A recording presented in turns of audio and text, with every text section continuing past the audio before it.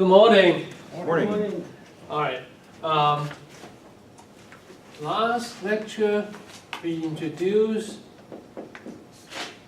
the concept of structure. A structure is very similar to a container or a basket that has a number of things inside it. Okay, so you conveniently carry a bunch of things, and we can refer to these individual things inside as the members, data members. Okay, an example will be struct product.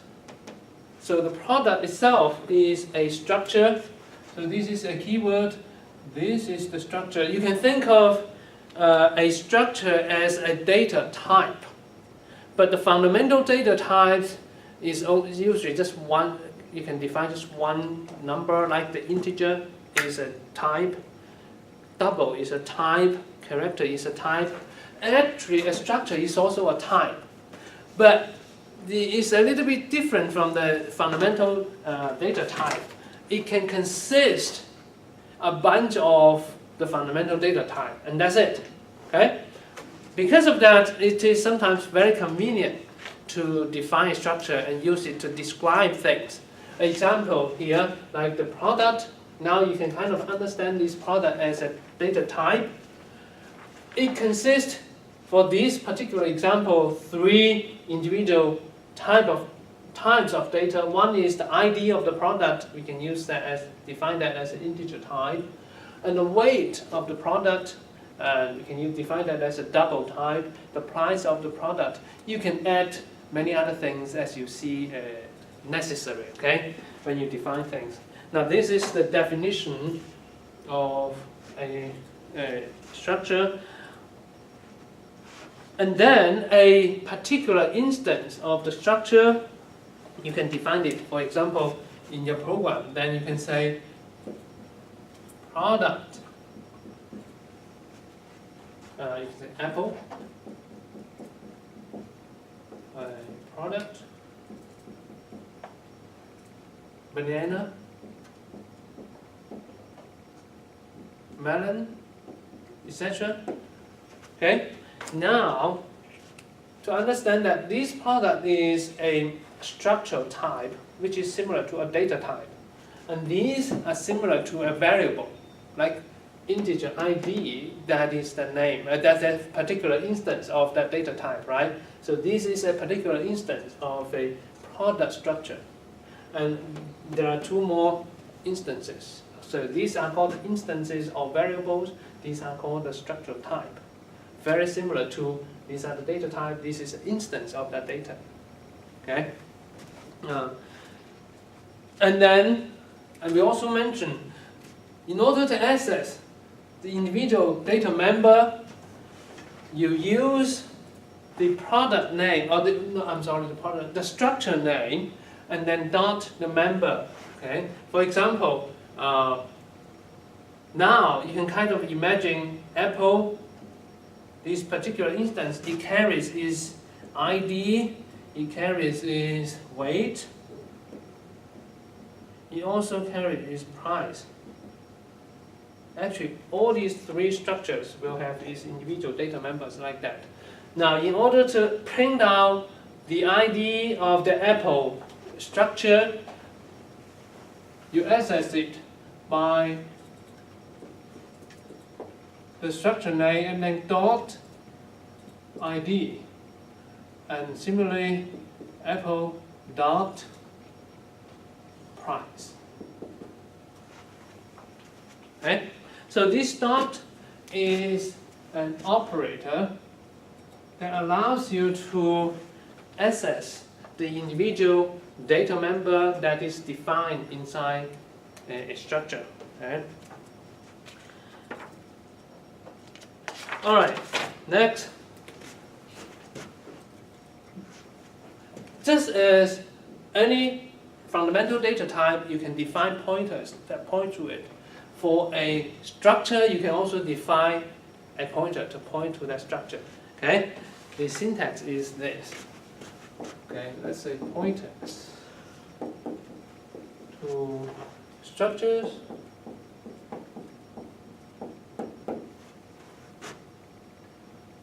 let's say we define this as a structure. Now, this is an instance where you define a variable of that structure or an instance of that structure. You can then define a pointer of product type, put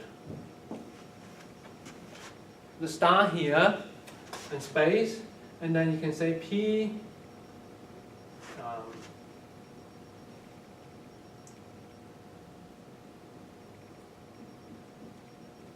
PROD, okay?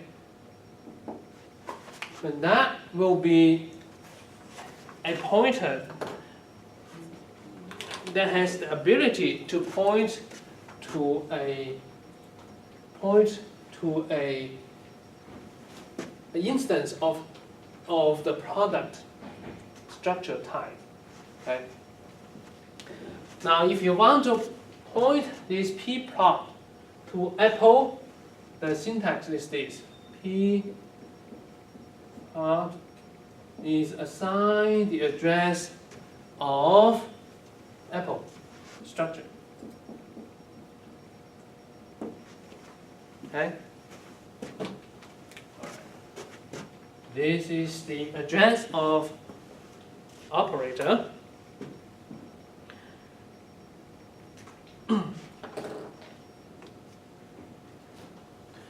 Then, once you point a pointer to a structure, okay, remember now you have Apple here.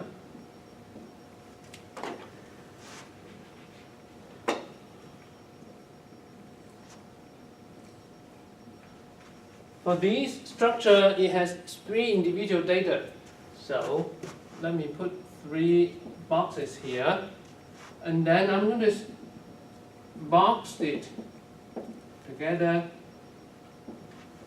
and use that to indicate that the Apple is a structure, not an individual fundamental data. Okay. Now I have a pointer p plot that has the ability to point to that. Now, once I assign the address of that to plot, this points to that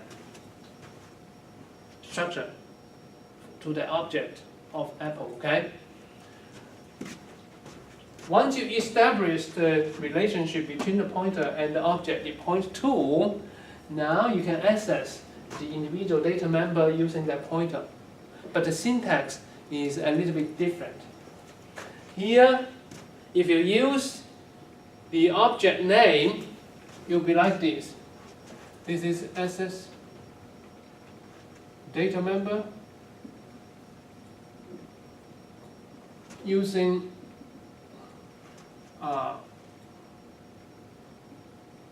object name.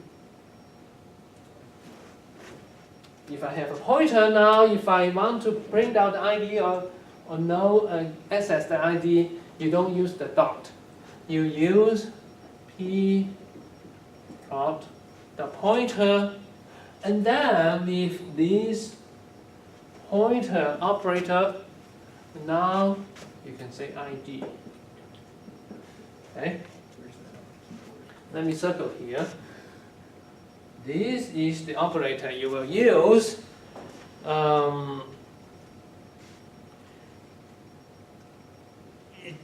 C++ just gives you a very straightforward name. It's called an arrow operator.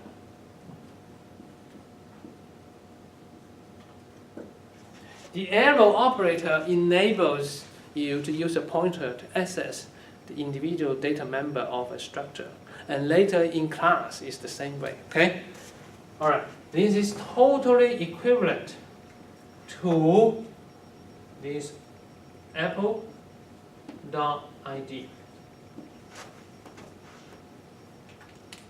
Okay? Because that pointer points to Apple, So when you have a pointer arrow individual data member, it will be the same as using the object name dot that individual data member. Okay. So for all practical purposes, they are equivalent. Silly question. How do you type the arrow operator? Just minus and then minus and greater than. Okay. Okay. All right. Maybe I should write it So you as actually the draw an arrow. minus greater than. All right. So that is one way to do it. There's another way. If you have a pointer, you want to know the value of the object pointed to by pointer one operator. Do you still remember to use? If you have a variable, you define a pointer that points to that variable. I want to know the content of the variable using the pointer, not the variable name itself. There is an operator for that. As star. The star, the dereferencing, dereference operator. Therefore, you can also do this. Instead of the pointer name and the arrow operator, you can dereference first. Dereference PROD. Okay, this will dereference the pointer and give you the content or the value of the thing, of the object this pointer points to, which is apple. Okay, so dot ID. Because this is equivalent to apple, to access individual data member, you use the dot operator ID. All right, therefore this is also totally equivalent. So these three things, it is crucial to understand that these three things are the equivalent way to access an individual data member. Okay? Here I'd like to emphasize that you need to put the parentheses here. Because if not, if you write this dereference P prod dot ID, it means this. Okay? If you write this one, it means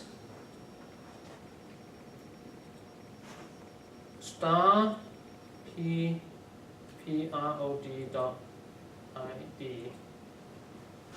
Because that dot operator has precedence over the dereference operator. So it will treat these as one thing first and then try to dereference it, and which will give wrong result. It's not the same as this. Okay? So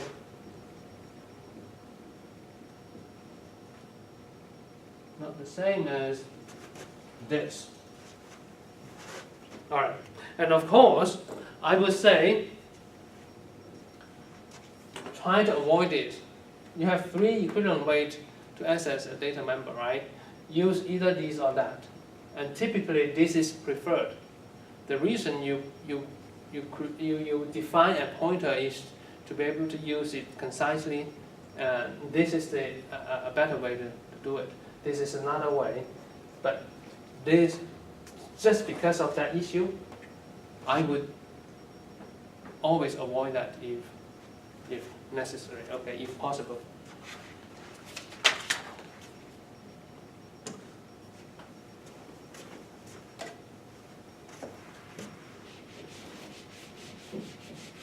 Okay, another issue with structure is that you can define a nesting structure. Okay, so you have structure 1 inside. It not only contains individual fundamental data types, but it can also contain any previous defined structures. Okay, so that's called nesting structures.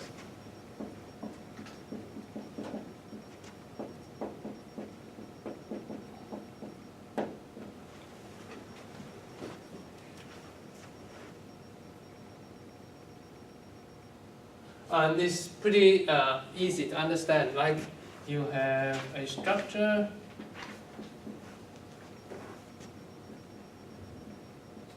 product, okay. Inside you have those integer ID, weight, double, weight, price. Oh, and double, weight, and price. Let's see. Okay. And then now I can define another structure called store type. Okay, I have all kind of grocery stores. And here you will have integer ID, store ID. I can have different kind of product.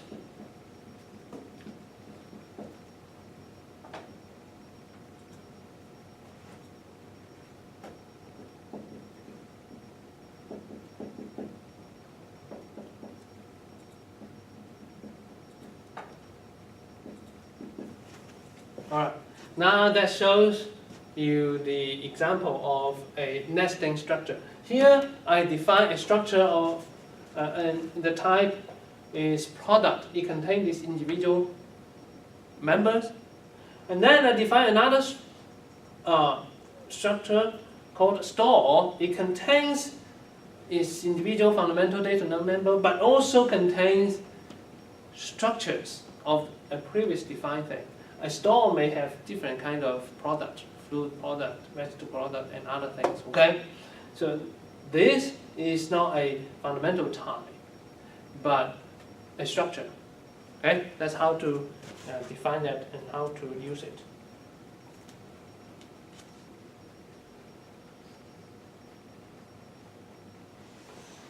And note here, when you define that, you just put the structure name here. So you will have an instance of that structure inside that. Okay. And this is sometimes convenient, but sometimes it reduces the readability of a program a little bit.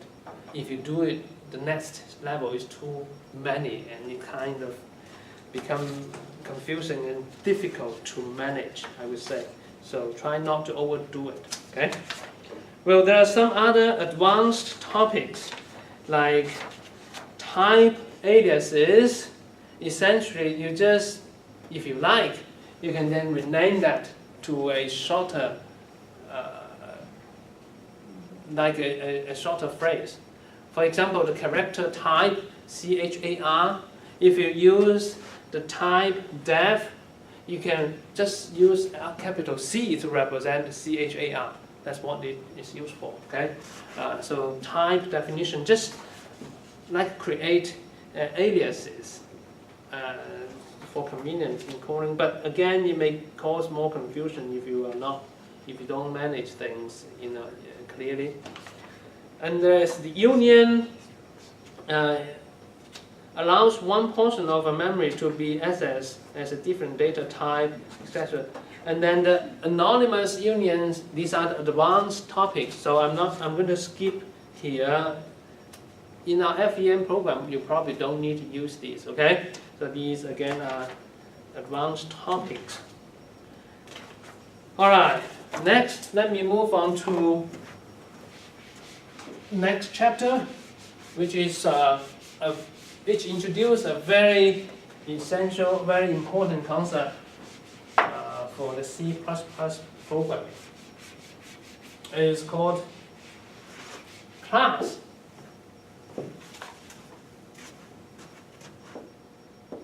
Chapter 16. Change the pen.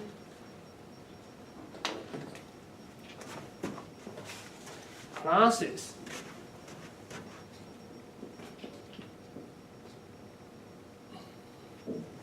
Okay.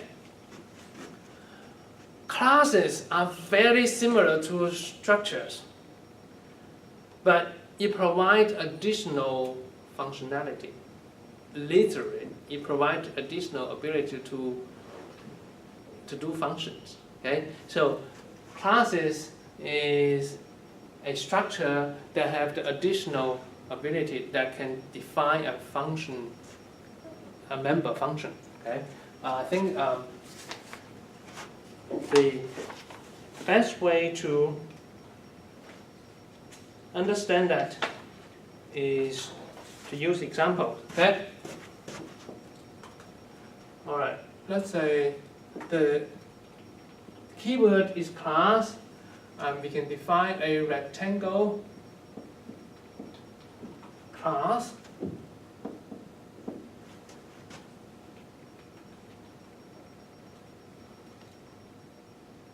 We have double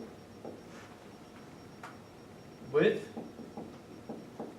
When you define a class, you think logically what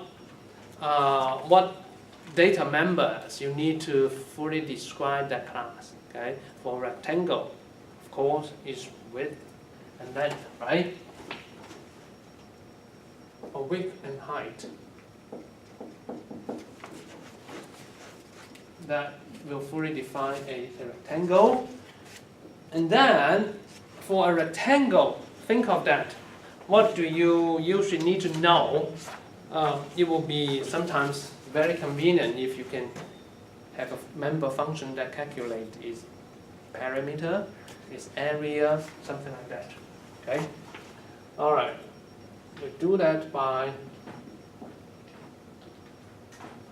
defining member functions.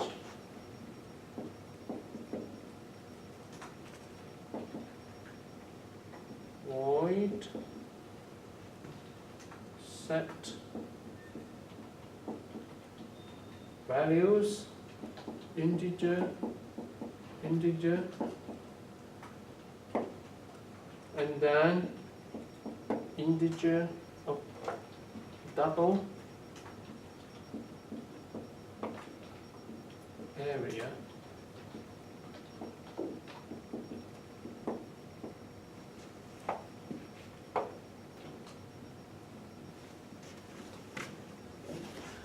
Okay, this is a class declaration. It will declare a class named rectangle, and inside it has these data members. Essentially, two data members. One is the width, the other one is the height of the rectangle. Okay, and then here are the possibly useful member functions. Because this is class, we can, once we define a class, later we can declare multiple instances of that class. So we will need to set those values, the width and the height of the rectangle, right? This member function allows you to do that. And the area function, the area function will calculate the area of a particular instance of a rectangle and return it, okay, to the calling place. What about this, public? Well, that again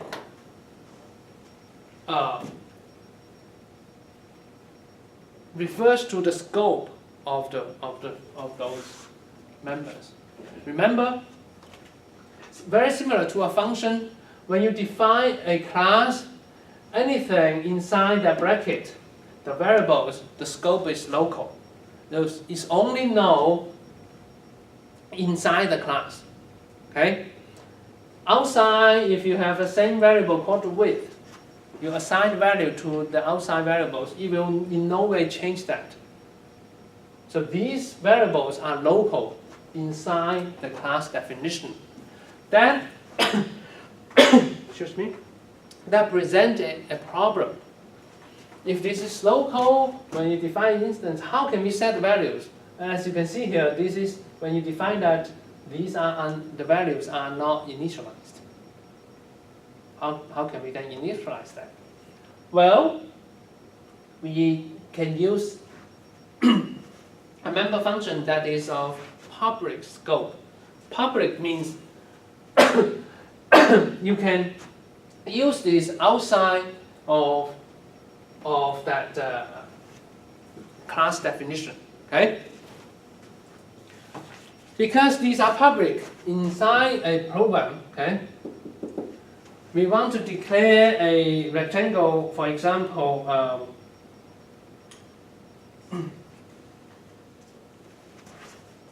let me see here. I declare a rectangle class my rec1. I can also have my rec. Okay, my rect1, my rect2. This statement declare two objects or two instances of the rectangle class.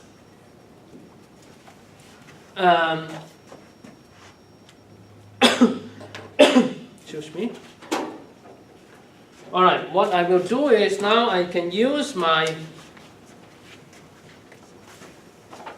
first one, my rectangle1 dot set values. Oh, I'm sorry. These should be double typed.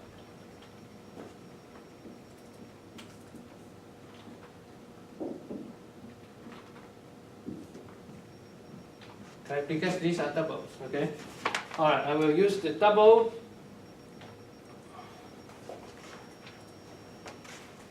And here.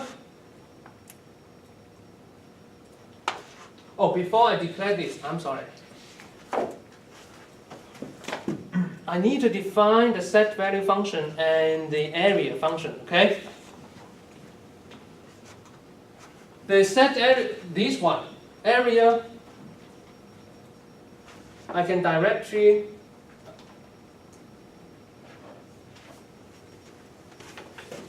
I'm sorry, I'm a little bit confused with my note here.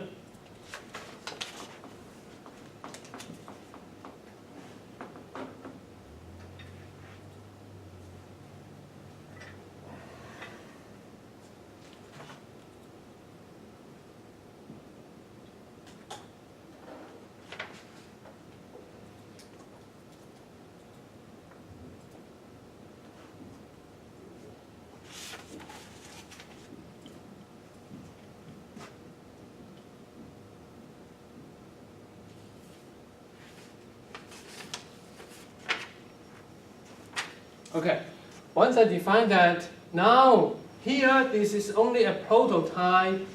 It's only a functional prototype. There's no bodies in it. What I need to do is to now write the content of this. Okay, for the first one, set values. It requires two arguments. Let's say double x double y, okay? And x will correspond to the width. Now width is equal to x.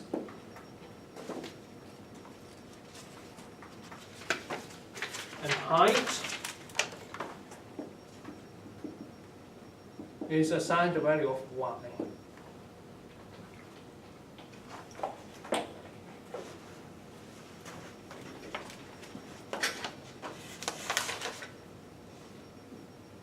Okay, let's see how this works. Oh, by the way, here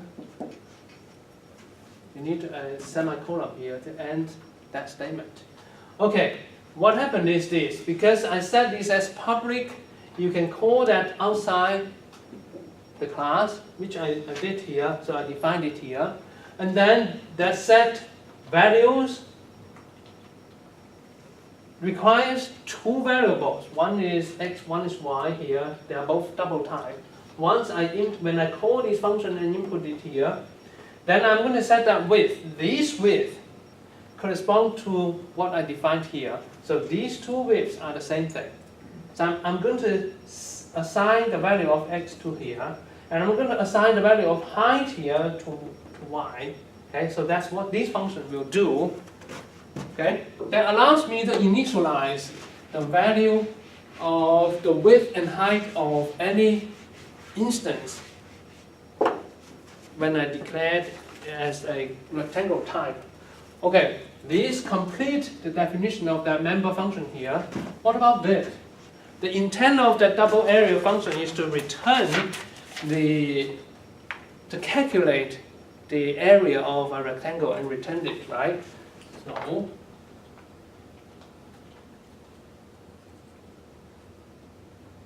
I will do this double and then area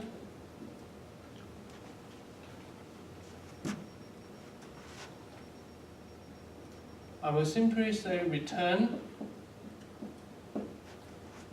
width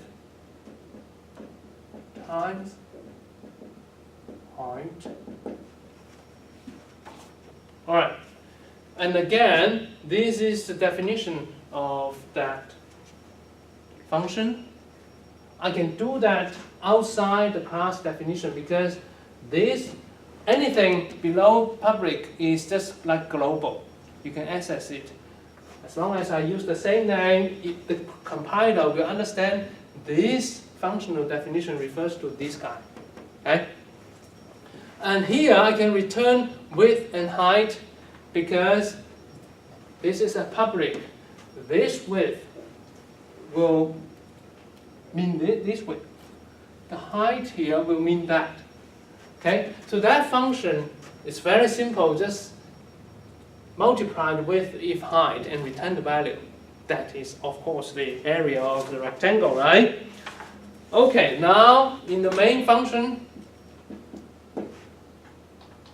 how can I use it? So integer main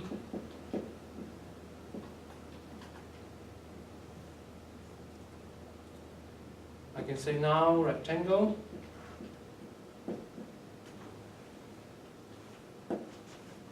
my rect1 my rect2.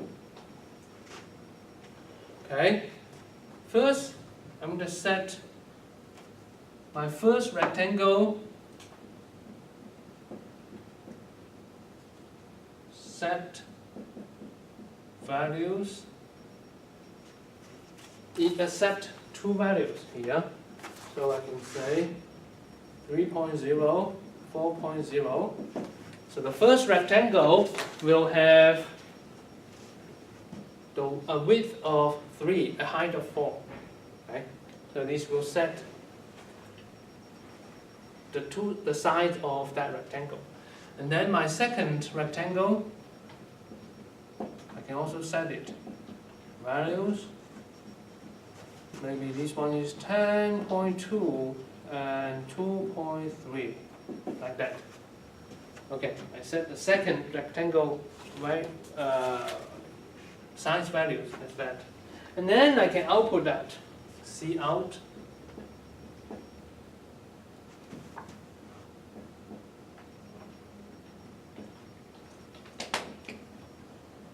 First rectangle.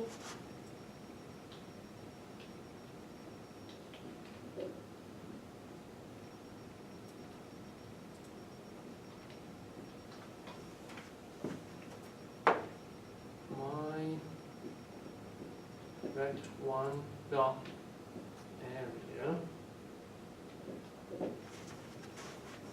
See out area of second rectangle is equal to my rect2 dot area.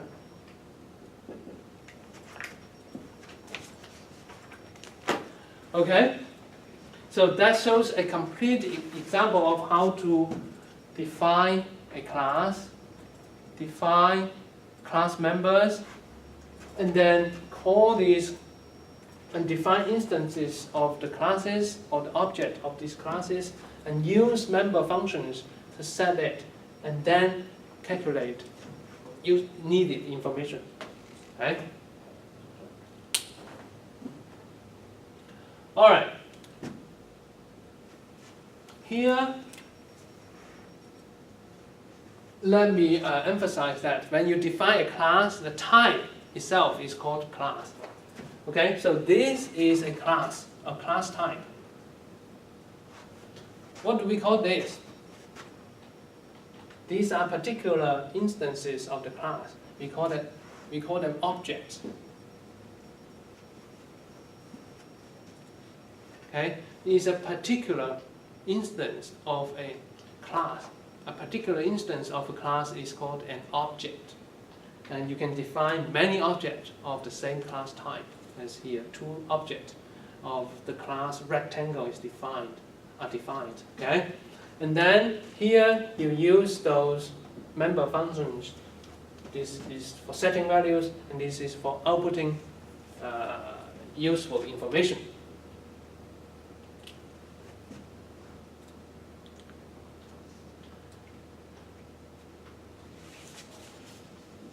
All right, this shows one way to initialize the value of data members. There are several other ways to do that. One way is to use what is called the constructor method.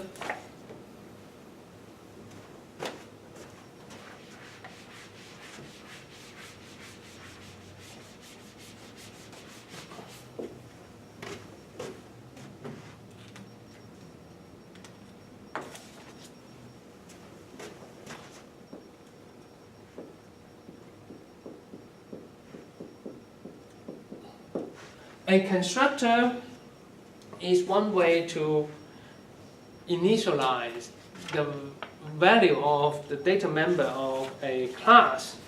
The way to do it is this. Okay, let's say we defined a class called rectangle.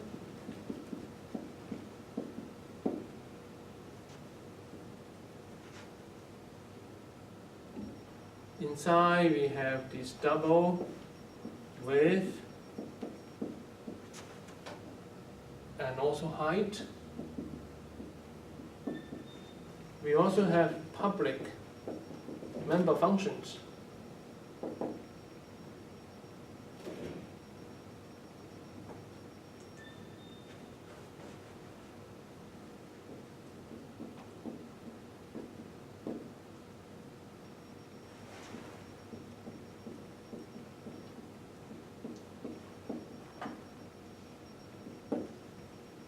And then double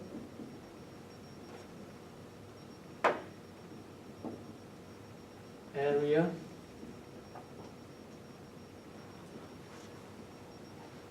in which I simply defined it here, return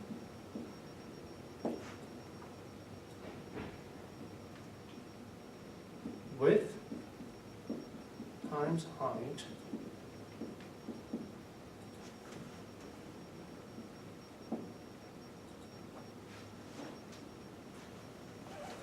All right, now let me draw your attention to this definition of class. It's a little bit different from previous one. The class is still called rectangle. It still has 2 data members, the width and the height. Now the public functions, there is a function called same name, rectangle. Well, I'm going to explain that later. Now, I also define a public double function called area, and the body of the function is directly defined here because it's a very simple function. It's just return the product of the width and the height. So I just say return this times that. So that finishes the definition of that. It takes no variables and return the area of the rectangle. What is this guy? This here is called a constructor because it has exactly the name of the class name, okay? And then below I'm going to define the constructor as follows. I need to define it, okay? So it's called rectangle double A double B. You can call it X and Y. Doesn't matter. Inside, I would say height, width is assigned the value of A. Height is assigned the value of B. That's how a constructor works. Okay? This is a constructor. I think by looking at these two blocks, you understand what a constructor will do. When you declare instance of rectangle and put two values here, the first value will be assigned to the variable data member width. So you set the width of the rectangle. The second variable will be assigned to the height data member. So you set the height. Okay? How to call it? Well, here's the example. Let's say integer main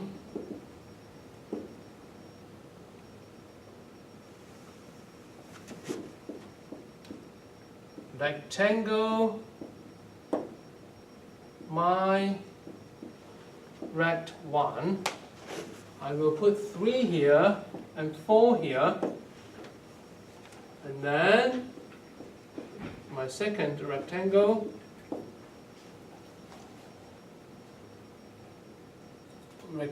and then my rect2, it has the value of 10.2 and then 2.3.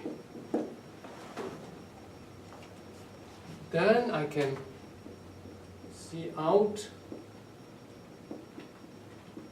area of first rectangle equals my rect1 dot area. Okay, of the second,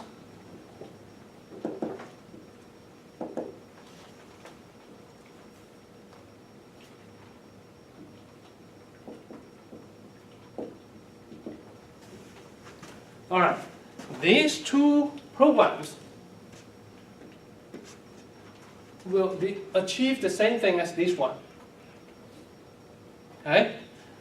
I think because we define constructor here, it allows us to set the initial value in an easier and more intuitive way.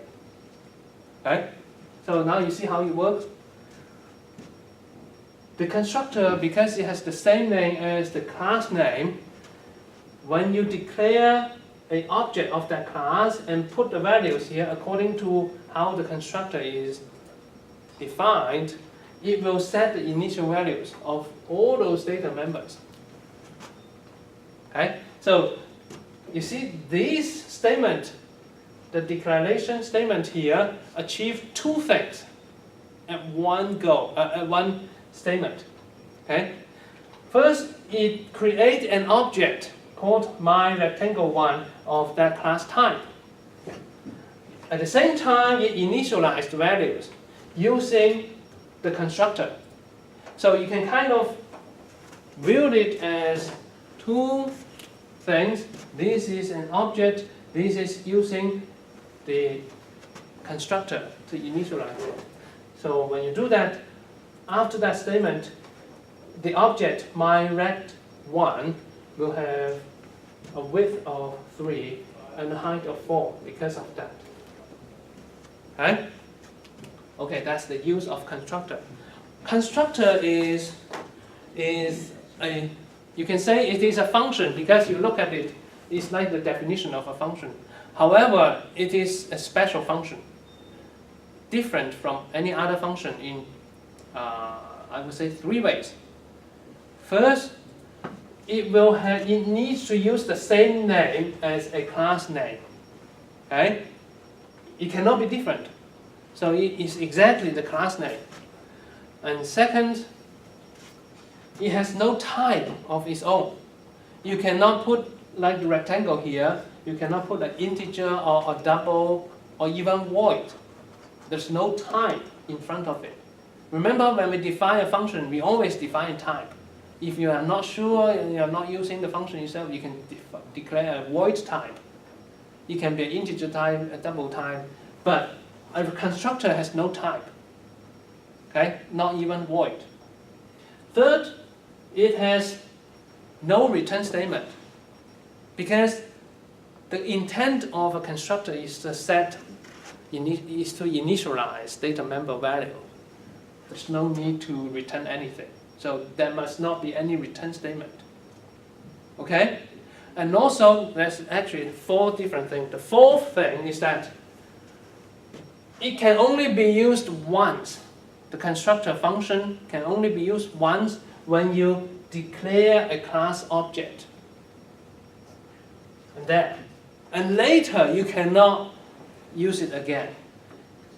You cannot say, okay, later I'm called a constructor function and change my rect1 to a width of 5 and a height of 6.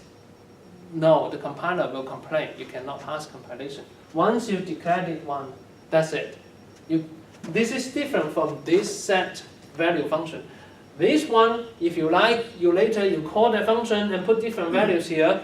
The width and height of the rectangle will be changed according to what you put here later. You can call this multiple times. Here, you can only use the constructor one time. Okay, so these are the 4 different things. So that's how to use constructors to initialize the constructor, to initialize the value, the value of the data member of an object.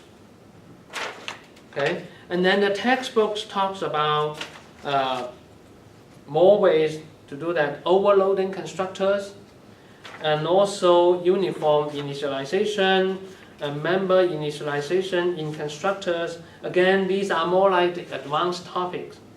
Okay, so I'm going to skip here and leave it to your self-study. One last topic I'd like to mention in the class definition is you can define pointers to classes. Okay, just the same way you can define pointers to structures. And the way to define it will be like this. Okay, the class type star and then space, then any variable you want. And again, I recommend always start with P. Okay, P rect, for example.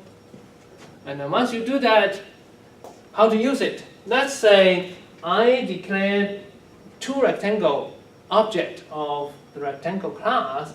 Now I can assign, if I want the pointer to point to the first object, my rect1, then of course is address of my rect1. Okay, that's how you point a class pointer to a class object. And then once you do that, you want to access the window data numbers. Again, you will use this pointer arrow operator with. This will allow you to access